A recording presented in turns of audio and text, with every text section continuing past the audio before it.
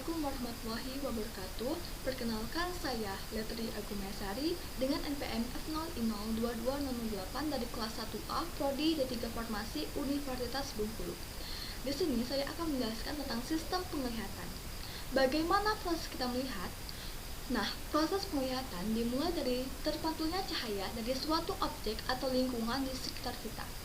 Cahaya ini akan ditangkap oleh mata dan masuk ke mata melalui kornea di bagian depan mata, kemudian melewati mata bagian tengah dan akhirnya diterima oleh retina bagian belakang mata. Selanjutnya, saya di sini akan menjelaskan bagian-bagian mata beserta fungsinya. Yang pertama, konjungtiva bulbi berfungsi membungkus bola mata bagian depan yang membungkus sklera dan tapak putih. Yang kedua, konjungtiva palpebralis berfungsi melapisi kelopak mata bagian dalam. Yang ketiga, fornix superior berfungsi untuk mengekspresikan lapisan air mata. Lapisan air mata berperan melindungi kornea dan konjungtiva. Yang keempat, fornix inferior berfungsi menyalurkan air mata ke rongga hidung. Yang kelima, kornea epitel berfungsi menyerap nutrisi dan oksigen dari air mata dan menyampaikannya ke seluruh kornea. Yang keenam, kornea stroma berfungsi untuk mempertahankan bentuk kornea agar tetap elastis, padat, dan kuat. Yang ketujuh, sklera berfungsi untuk mempertahankan bentuk bola mata dan melindungi bagian penting di dalam mata seperti retina dan lensa mata. Yang kedelapan, korpus ciliar berfungsi untuk menjaga agar lensa tetap pada tempatnya, mengubah bentuk lensa sehingga cahaya dapat difokuskan pada retina dan untuk menghasilkan kevelus. Yang kesembilan, itu iris berfungsi memberikan warna pada bola mata dan dilengkapi dengan otak kecil yang melebarkan atau mengecilkan pupil untuk mengatur cahaya masuk. Yang ke-10 itu ada pupil berfungsi sebagai jalan masuknya cahaya ke dalam mata.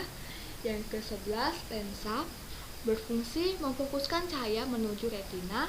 Yang ke-12, force Occammer berfungsi sebagai penyeimbang tekanan di dalam mata.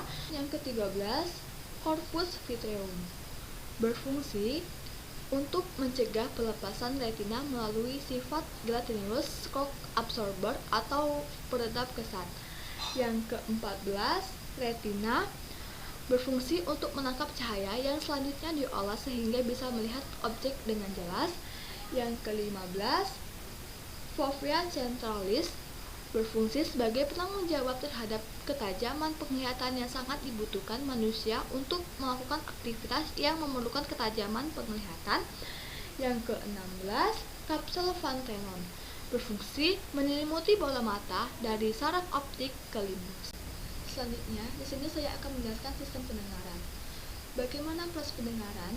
Nah, proses pendengar diawali dengan suara yang ada di sekitar, berupa getaran atau gelombang, ditangkap oleh telinga bagian luar, kemudian getaran diteruskan ke saluran telinga sehingga menggetarkan gendang telinga atau membran timpani. Ketika gendang telinga bergetar, getarannya akan diteruskan ke tulang pendengaran. Selanjutnya, di sini saya akan menjelaskan bagian-bagian telinga beserta fungsinya. Yang pertama itu ada infus atau tulang landasan, berfungsi mentransmisikan getaran suara dari tulang martil ke tulang senggurdi. Yang kedua ada saluran semisirkular, berfungsi merasakan keseimbangan dan postur. Yang ketiga, inner ear berfungsi untuk mendengarkan suara. Namun selain itu, telinga dalam juga berperan penting dalam menjaga keseimbangan tubuh. Yang keempat, saraf kohlea berfungsi mengirimkan informasi suara ke otak. Yang kelima, kohlea berfungsi untuk mengubah bunyi dari getaran mekanis menjadi sinyal yang akan dikirimkan ke otak melalui saraf auditori dan juga untuk mendengarkan suara.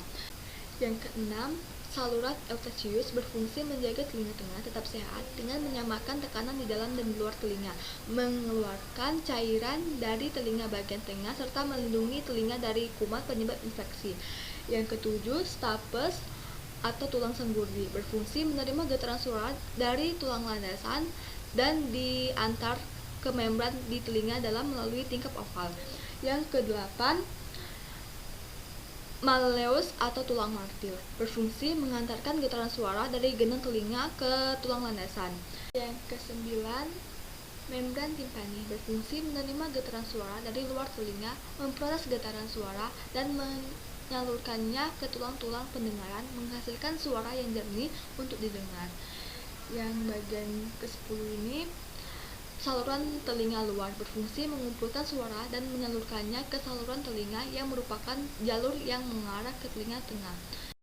Itulah tadi penjelasan tentang sistem penglihatan dan sistem pendengaran dari saya. Lebih dan kurangnya saya mohon maaf.